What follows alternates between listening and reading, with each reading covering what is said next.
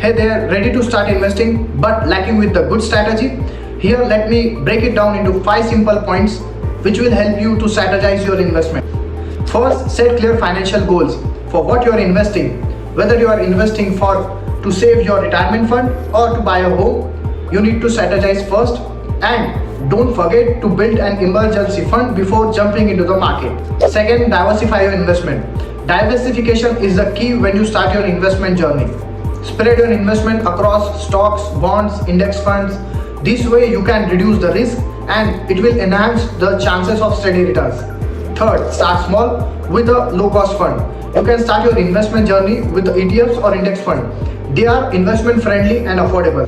Or else you can contact Stake Planner, where we help beginner investor at free of cost. Fourth, and the most important part is invest consistently. No matter whether it's market up or down, you need to be consistent with your investment.